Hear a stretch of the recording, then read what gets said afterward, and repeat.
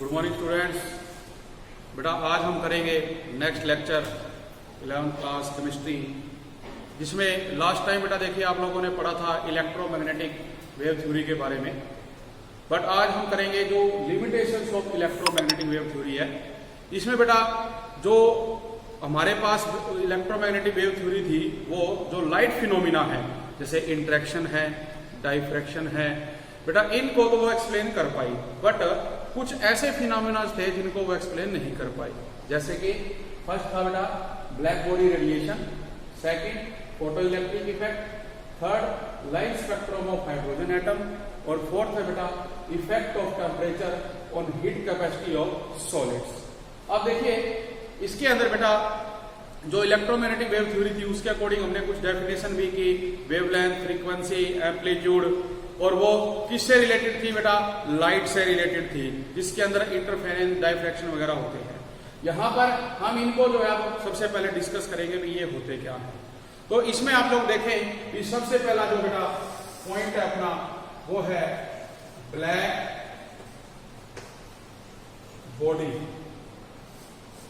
Black body क्या होती है सबसे पहले ये पता होना चाहिए बेटा। आप लोग देखते हैं सभी भी, हमने वगैरह देखा था भी 10th क्लास में भी आप लोग पढ़ के आए हैं भी जो व्हाइट लाइट होती है जब उसे हम प्रिज्म से बेटा पास करते हैं तो वो 7 डिफरेंट कलर्स के अंदर डिस्ट्रीब्यूट हो जाती है।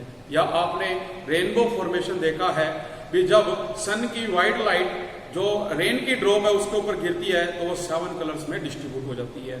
और आप लोग देखते हैं भी एक ऐसा सब्सटेंस जो बेटे क्या है ब्लैक कलर का होता है, वो परफेक्ट एब्जॉर्बर और एमिटर होता है।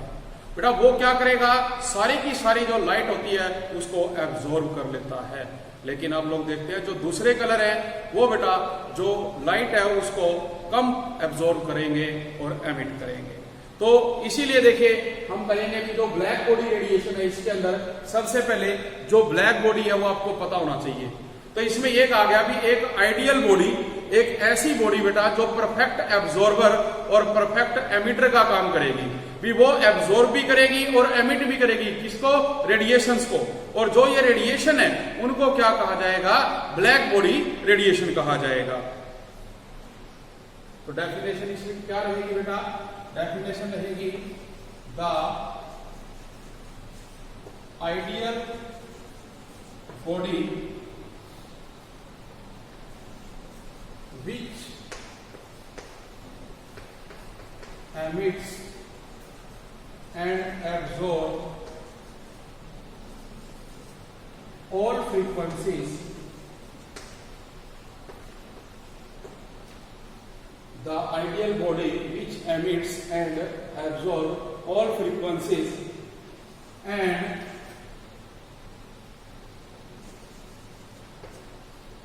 the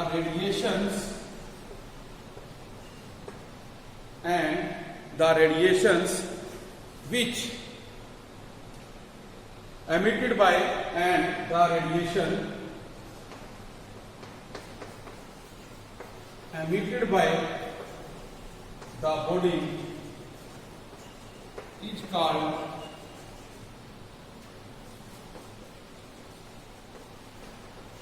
black body radiation. हमने कहा कि कोई एक आइडियल बेटा बॉडी है जो क्या कर रही है, एमिट भी करती है और बेटा एब्जॉर्ब भी करती है फ्रीक्वेंसीज को, तो उसे आप क्या कह सकते हैं, ब्लैक बॉडी। ये क्या कराएगी, ब्लैक बॉडी कराएगी। और जो बेटा ये ब्लैक बॉडी है जो रेडिएशन एमिट करेगी उसे अब क्या नाम देते हैं, ब्लैक बॉडी रेडिएशन का नाम देते हैं बेटा। तो इसमें देखिए क्या होता है बेटा, जो टेम्परेचर है, जैसे जैसे टेम्परेचर बढ़ेगा जो इंटेंसिटी है वो बेटा इंक्रीज होती है। तो हम ये कह सकते हैं भी जो हमारे पास इंटेंसिटी है वो डायरेक्टली प्रोपोर्शनल होती है बेटा किसके, जो हम टेम्परेचर बढ़ा रहे हैं। तो जैसे जैसे आप लोग देखेंगे भी जो टेम्परेचर है बेटा वो इंक्रीज होगा, वैसे जो इंटेंसिटी है वो भी इंक्रीज होगी। और जब इंटेंसिटी बेटा इंक्रीज होएगी तो आप देखेंगे भी जो उसका टेम्परेचर है वो इंक्रीज हो गया और वेवलेंथ क्या होगी, मैक्सिमम हो जाएगी। और जब वेवलेंथ मैक्सिमम होएगी तो एक मैक्सिमम बनेगा और उसके बाद उसमें डिक्रीज आना शुरू होएगा। हम देख सकते हैं एक डायग्राम बना के इसे आप देखें भी हम टेम्परेचर बेटा पहले इंक्रीज कर रहे हैं, टेम्परेचर था अपने पास, जैसे आपने ये देखा तो इस पॉइंट पे जो टेम्परेचर है बेटा वो कितना है T1, लेकिन जब हमने और टेम्परेचर बढ़ाया तो ये मैक्सिमम गई और ये फिर डिक्रीज कर दी, तो ये टेम्परेचर कितना था T2, और हम ये कह रहे हैं कि जो T2 टेम्परेचर है वो ग्रेटर देन है बेटा किससे, T1 से।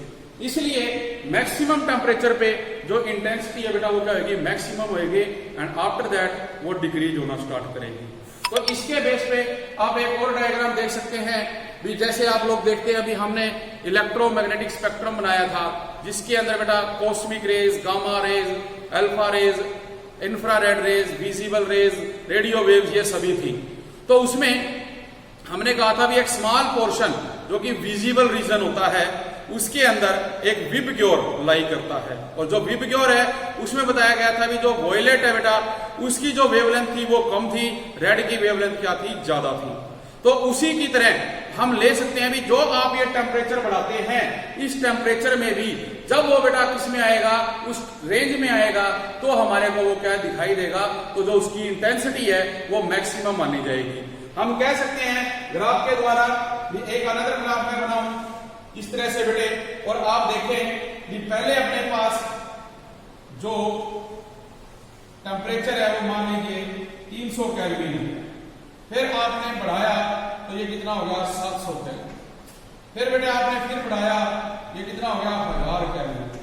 लेकिन हम कहते हैं कि जो ये रीजन है यहाँ पे, जो ये रीजन है बेटा, ये जो रीजन है ये आपका है विजिबल रीजन, विजिबल, और जो हम टेम्परेचर बढ़ा रहे हैं जब वो मैक्सिमम होगा तो वो इसके बीच में आएगा, और जब बेटा इसके बीच में आएगा तो क्या होगा, जो अपने पास वेव है वो आपको दिखाई देगी क्योंकि टेम्परेचर क्या होगा, मैक्सिमम हो जाएगा।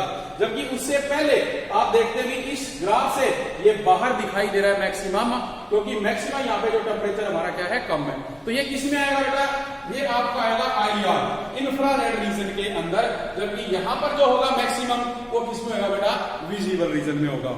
तो इसलिए कहा जाता है कि कोई भी, जैसे कि हमारे पास जो ब्लैक कलर होगा वो इसके अंदर आएगा, तो इसलिए कहते हैं कि जो एक ब्लैक बॉडी होती है बेटा वो एक परफेक्ट एब्जॉर्बर और एमिटर का काम करती है। तो इस चीज को आप लोगों ने इसके द्वारा जैसे समझना है। तो आप जैसे कोई भी बल्ब है, आप देखते हैं कुछ समय पहले बेटा जो बल्ब यूज किया जाता था वो एक येलो कलर की लाइट प्रोड्यूस करता था। आज हम देखते हैं भी एलईडी, और आप देखते हैं पहले एलईडी बल्ब का इस्तेमाल किया जाता है।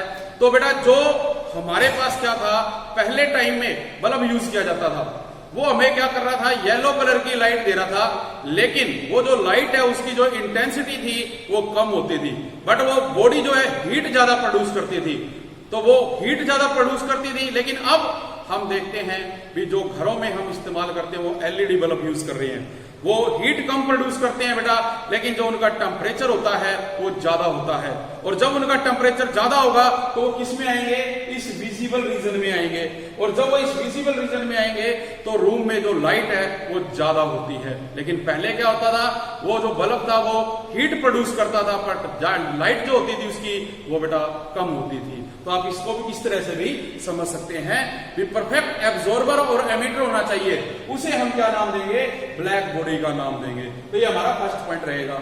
सेकंड इसमें बेटा जो आ जाता है वो है फोटो इलेक्ट्रिक इफेक्ट।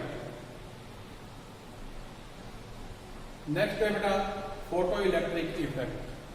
देखिए फोटो इलेक्ट्रिक इफेक्ट के बारे में इन 1887 जो बेटा हर्ट्ज थे उन्होंने हमें बताया।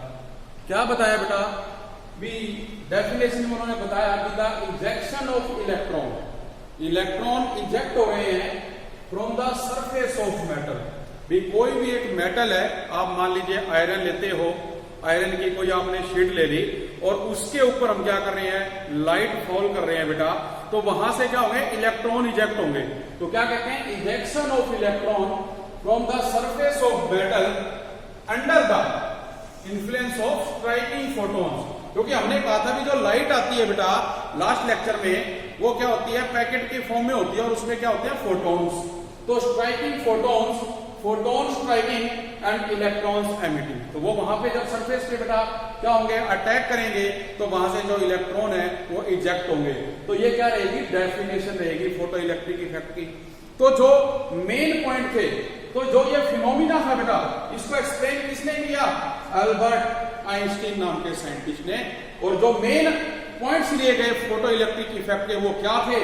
फर्स्ट पॉइंट था the electrons are ejected from the metal surface. इसको हम कैसे करेंगे? ये अगर हम एक डायग्राम बनाना चाहें, आप क्या करो बेटा, एक ये ट्यूब ले लो, इस पर इस पोजीशन में बेटे हमने क्या किया, ये एक मेटल की शीट लगा दी। यहां पर हमने क्या किया, एक डिटेक्टर ले लिया बेटा, इसको हम ले आए, बैटरी के साथ जोड़ दिया, इसको भी, लेकिन उससे पहले एमीटर हम इसके बीच में लगाएंगे ताकि जो इसमें करंट आ रहा है उसको वो चेक कर सके। और इसको बेटा कहां लगा दिया हमने? इस डिटेक्टर के साथ लगा दिया। तो जब आप इस डिटेक्टर के साथ इसको लगाओगे बेटे, तो आप लोग देखेंगे कि यहां पर जो इसमें रिएक्शन है बेटा, मतलब जब आप देखेंगे, ये थोड़ा इस तरह रहेगा, ये डिटेक्टर है बेटा आपका, इसको हम क्या नाम देंगे? डिटेक्टर। ये क्या है? Metal surface. ये क्या है? बैटरी। ये क्या है बेटा? एमीटर। ठीक है, इनको सभी को देखो हमने अरेंजमेंट में क्या किया बेटा? लगा दिया।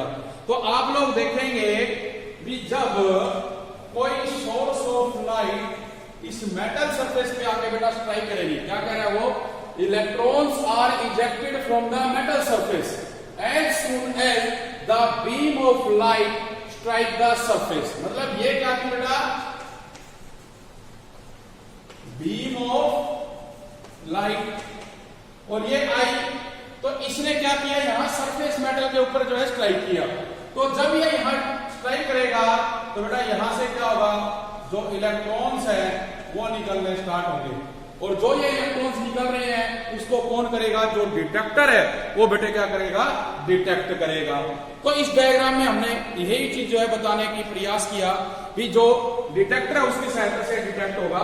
तो देखिए क्या, there is no time lag between the striking, मतलब कि जब लाइट इस पे टकराई तो ये नहीं भी उसमें समय लगेगा इलेक्ट्रॉन निकलने के लिए। जैसे ही लाइट टकराएगी बेटा, उसी टाइम जो इलेक्ट्रॉन है वो निकलना शुरू हो जाएंगे।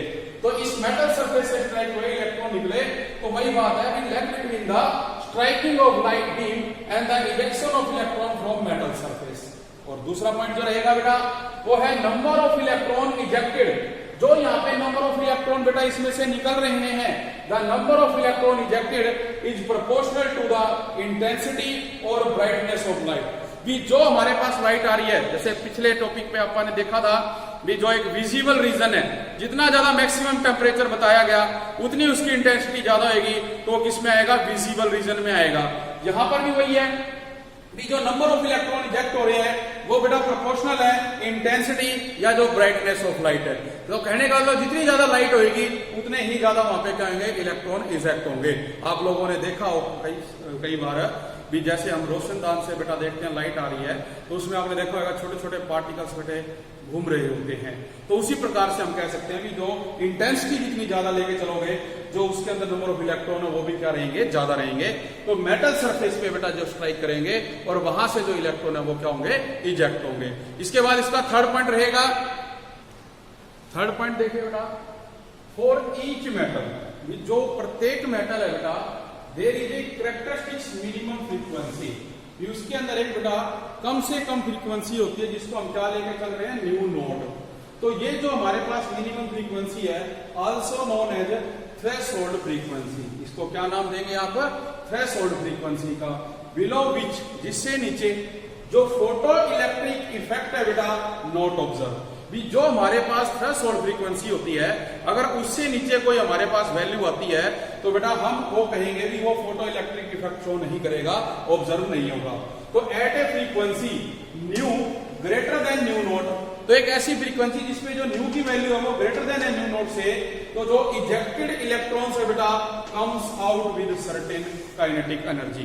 तो जो इलेक्ट्रॉन बेटा बाहर आएंगे उनमें कुछ ना कुछ जो काइनेटिक एनर्जी है वो क्या होगी? अवेलेबल होगी। तो इसके बेस पे हम कहते हैं भी जो न्यू है वो गिवन फ्रीक्वेंसी है। जो न्यू नॉट है ये थ्रेशोल्ड फ्रीक्वेंसी है बेटा। एच न्यू क्या है? Given energy. हमने देखा था भी अगर हम ये कहें भी जो आइंस्टीन इक्वेशन है, तो आइंस्टीन इक्वेशन क्या देखी थी बेटा हमने? E इक्वल टू mc² होता है।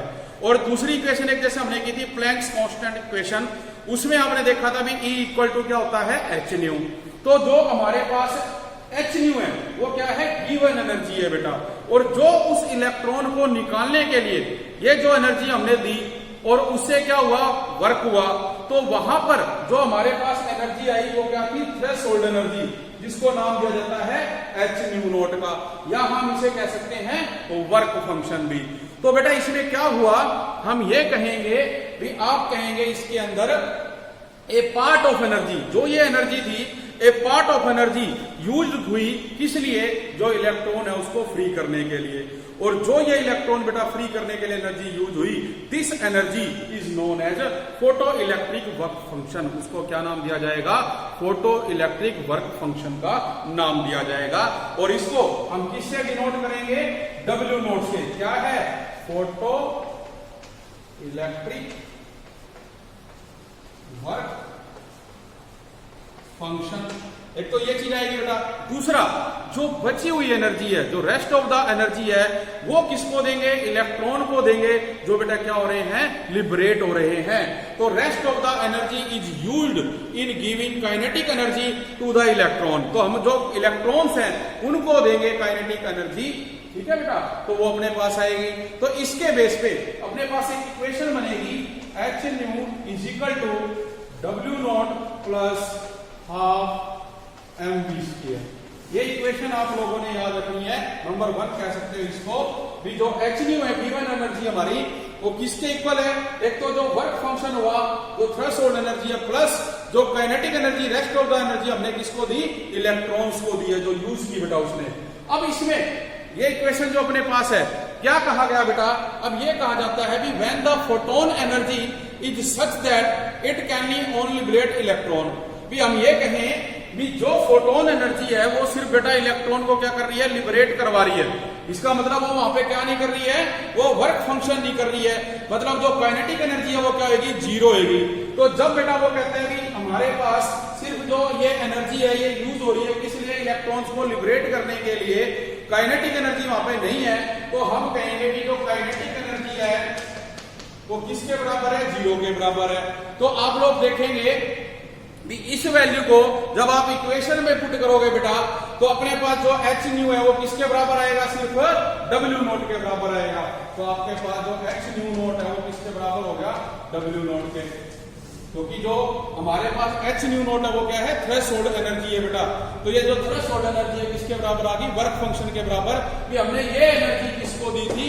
इलेक्ट्रॉन को दी थी काम करने के लिए। तो एच न्यू नॉट किसके बराबर आ जाएगा? W नॉट के बराबर आ जाएगा बेटा।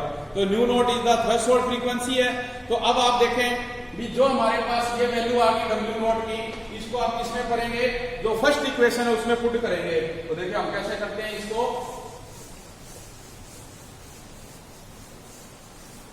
आपके पास है बेटा h nu equal to W naught plus half mv²। W naught की वैल्यू क्या है? H nu naught plus half mv²। ये अपने पास आ गई इक्वेशन। अब आप इसको उठा के बेटा उधर लेके जा सकते हो। तो जब आप इस इक्वेशन को उठा के बेटा इधर लेके आओगे तो अपने पास क्या होगा? जो h न्यू है minus h nu naught is equal to half mv²। आप h कॉमन ले लो, जो कि प्लैंक्स कांस्टेंट है, वो बेटा nu minus nu naught equal to क्या हो जाएगा? Half mv²। इस इक्वेशन में ये बेटा इसके बराबर आ गई। देखो आप h into nu naught minus nu naught is equal to half mv²। अब ये कहते हैं भी जो अपने पास न्यू माइनस न्यू नॉट है बेटा, इसकी वैल्यू आप किसके बराबर मान सकते हो? जो हमने हाइड्रोजन स्पेक्ट्रम करना है उसके अकॉर्डिंग एक रिजल्ट आएगा, हम उसके अकॉर्डिंग मानेंगे इसको। तो इस इक्वेशन के अंदर आप चेंज करेंगे तो आप देखो क्या देखेंगे? h is equal to 1/λ minus 1/λ naught is equal to half mv²। ये इसके बराबर आ जाएगी जो इक्वेशन आपकी। और जब ये इसके बराबर आएगी तो आप लोग क्या देखेंगे बेटा? इसके अंदर भी जो हमारे पास लैम्डा है वो वेवलेंथ ऑफ इंसिडेंट लाइट है, लैम्डा नॉट क्या है? Threshold wavelength. तो जो ये इक्वेशन है ये आइंस्टीन फोटो इलेक्ट्रिक इक्वेशन बेटा कहलाती है। इसको हम जो नाम देंगे। फॉर डेफिनेशन जो अपने पास है बेटा, जो वैल्यू ऑफ एच नोट है वो कांस्टेंट है अपने पास, तो हम इस इक्वेशन को जो है कह सकते हैं भी जो हमारे पास हाफ एम स्क्वायर है वो डायरेक्टली प्रोपोर्शनल होती है एच न्यू के, और आप कह सकते हो भी जो वेलोसिटी है वो डायरेक्टली प्रोपोर्शनल है फ्रीक्वेंसी के। मतलब जो ये वाली इक्वेशन है हमारी, इसके अकॉर्डिंग आप कह सकते हो भी यहां पर अगर हम कहें भी जो एच न्यू नोट है ये यहाँ पे ये किसके बराबर है बेटा, कांस्टेंट के बराबर है। तो जब एच न्यू नोट कांस्टेंट है तो जब बेटा ये क्या रहेगा आपका कांस्टेंट रहेगा इसके अंदर, तो आप क्या देखेंगे भी जो हाफ एम वी स्क्वायर है वो क्या है बेटा डायरेक्टली प्रोपोर्शनल होगा किसके, एच न्यू के। और जब ये डायरेक्टली प्रोपोर्शनल एच न्यू है तो हम और भी कह सकते हैं भी जो वी स्क्वायर है वो डायरेक्टली प्रोपोर्शनल है किसके, फ्रीक्वेंसी के। तो यहां पर ये जो हमारे पास आएगी ये एक इक्वेशन आएगी जिसमें आप सिंपली देखेंगे कि वेलोसिटी जो है इंक्रीज हो रही है तो फ्रीक्वेंसी भी जो है वो क्या होगी, इंक्रीज होगी। तो ये बेटा आपका क्या रहेगा, टॉपिक रहेगा फोटो इलेक्ट्रिक इफेक्ट का इसके अंदर। ठीक है जी, तो आप लोगों ने बेटा इसको अच्छे ढंग से करना है। Thank you very much.